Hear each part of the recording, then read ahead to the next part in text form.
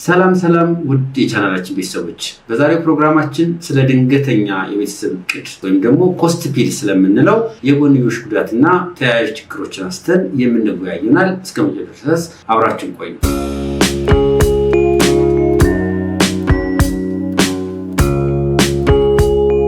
ከመጨረሻው ድረስ ቪዲዮውን በማየት ሙሉ መረጃ እንድታገኙ እየጋበዝ በዚሁ አጋጣሚ ሰብስክራይብ በማድረግ ለሌሎች ተደራሽ እንዲሆን እንድታግዙን በትህትና እንጠይቃለን። ወደ ዋናው ነጥብ ስንገባ እንግዲህ ድንገተኛ የእርግዝና መከላከያ ዘዴ ማለት ምንድን ነው የሚለውን ስናይ እነዚህ መድኃኒቶች የተዘጋጁት ወይም ደግሞ የተሰሩት ብዙ ጊዜ ያው ሴት ልጅ በህይወት ዘመኗ ብዙ አይነት ፈተናዎች ሊያጋጥሙ ይችላል እና አንዳንዴ አደጋዎች ቢያጋጥሙ፣ ችግሮች ቢያጋጥሙ፣ ያልተፈለገ ግንኙነት ቢያጋጥም፣ ብዙ አይነት ነገሮች መደፈር አለ፣ ብዙ ነገሮች አሉ እና እነዚህ ቢያጋጥሙ ያልተፈለገ እርግዝና እንዳይከሰት ለመከላከል የሚረዱ ዘዴዎች ናቸው ማለት ነው። ፖስት ፒል የምንለው ኦር ደግሞ ሞርኒንግ አፍተር ፒል የምንለው የመከላከያ ዘዴ በዋናነት የተሰራው ሴት ልጅ ካላት ቅመም አንዱ ፕሮጀስትሮን የምንለው ቅመም ነው። ስለዚህ ይህንን ፕሮጀስትሮን የተባለውን ቅመም በብዛት ይዞ የተዘጋጀ የመከላከያ ዘዴ ነው ማለት ነው።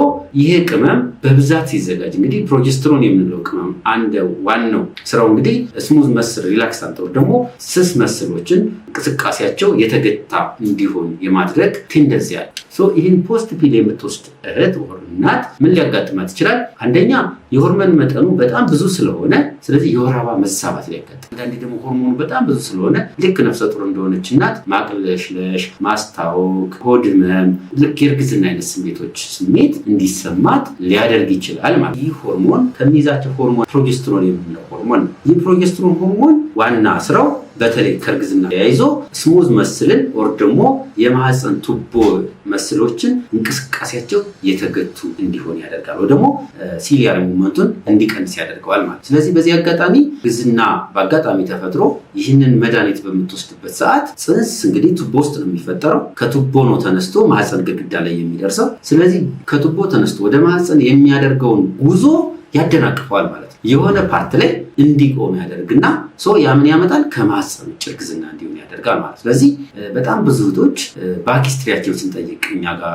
በችግር ከመጡ በኋላ ፖስት ፒል የተጠቀሙ እህቶች ነው ያሉት። ፖስት ፒልን በተለይ አጠቃቀሙ እንግዲህ ኢሚዲየት ሲሆን ቶሎ ሲሆን ይሻላል፣ በጣም ቶሎ ሲሆን ይሻላል። አንዳንዴ ያው እስከ 72 ሰዓት ያገለግላል። ይሄ ፖስት ፒል ግን ቶሎ መወሰዱ ለእንደዚህ አይነት ነገር ከመጋለጥ እድል ያድናል ማለት። ስለዚህ ይሄ ፖስት ፒል ከማህፀን ውጭ እርግዝና የመፈጠር እድልን በተወሰነ መልኩ የመጨመር አዝማሚያ ያለው ማለት። ስለዚህ እንዲሁ ጠቅለል ስናደርገው ይሄ ፖስት ፒል እንግዲህ የተዘጋጀው ቅድም እንዳልኩት ድንገተኛ ችግር ቢያጋጥማት ይችላል አማራጮችን እንድትወስድ ታስቦ የተዘጋጀ ፒል ነው። አሁን እኛ ሀገር ላይ የምናየው በጣም አስፈሪ ነው። ያ ማለት ምንድነው? ባለትዳሮች ፖስት ፒልን ይወስዳሉ። ሬጉላር የሆነ ጓደኛ ያላቸው ወጣቶች ፋርማሲዎች ላይ ፖስት ፒል ለመግዛት ተሰልፈው ይታያሉ። ስለዚህ ይሄ ከፍተኛ የሆነ የጤና ችግር ያመጣል።